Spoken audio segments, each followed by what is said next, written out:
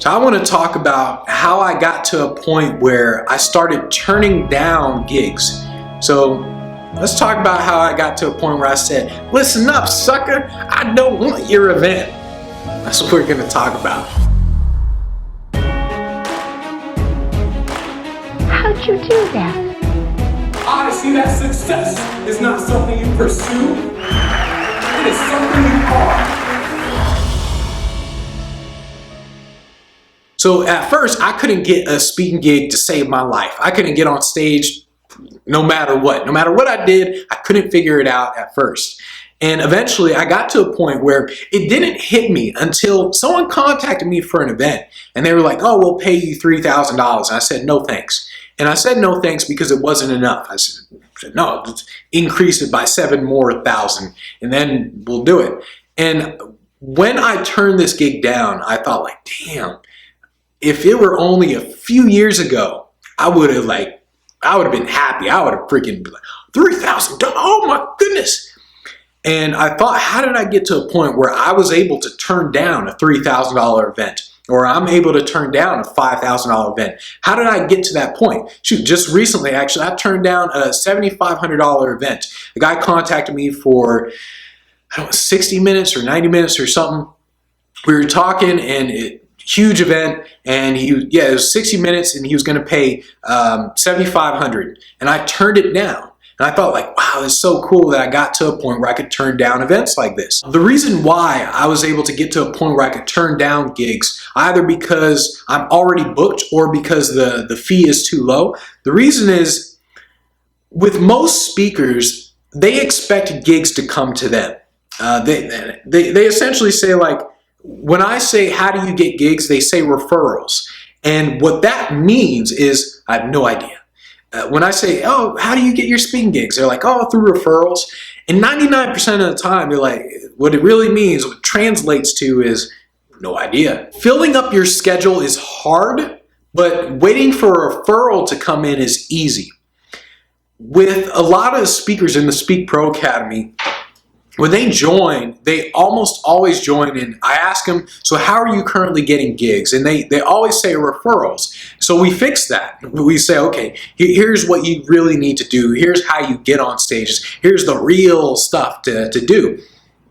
And I think speakers have a hard time getting on stages because they're so focused on the referrals and they don't know what it's really like. And really getting on stages, it's really boring. The actual work that you're doing is really boring. And people aren't prepared for that. And I got to a point where I was able to turn down gigs because I was willing to do the work that other people weren't willing to do. I was at the mode, I was in the mode of I'm going to do whatever it takes. So even though it was boring, even though sitting down and contacting people and figuring all this stuff out, even though it was boring, I was willing to do it. And I was willing to do it for as long as it took, just because I knew that's what I wanted in the long run. I knew I wanted to get on all these stages. I knew I wanted to charge 10, 15 grand, now 25 grand. I knew I wanted to get to a point where I could charge as much as possible, get on tons of stages, and whatever I had to do, I was willing to learn it. I was willing to do what it took. I learned how to build a website because when I was hiring people at first, I tried to hire people and a few things were happening. Either one, they took too long to freaking build it, or two, they just stopped responding to the emails. So I just said, you know what, forget it. They're taking too long. Let me just learn this myself. So I learned it myself.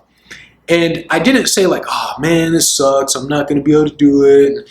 And I think that's a big problem with speakers is they're just not willing to do what it takes. They're not willing to sit through the boring parts. And the way I got to a point where I could turn down gigs isn't because of an ego thing or anything. It's just because I was willing to do the hard work that others aren't willing to do.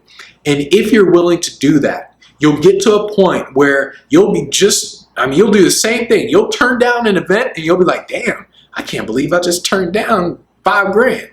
And it's a great feeling. As weird as it sounds, it's a cool feeling when you can do that. But it's the only way you're going to do that is by right now you saying, okay, I know this is boring. I know this sucks. I know this is hard to learn. I know this is going to take a long time. I know this and blah, blah, blah. I know I hate doing this, but I'm going to do it anyways. And there's the whole thing of only do what you love.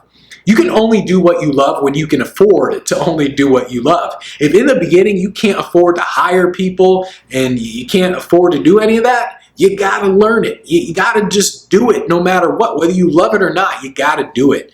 So don't follow that only do what you love advice. Only do what you love if you can afford to only do what you love. Otherwise, you got to do whatever it takes to make sure you fill up your schedule, and eventually you'll be able to get to a point where you're turning down gigs if you want.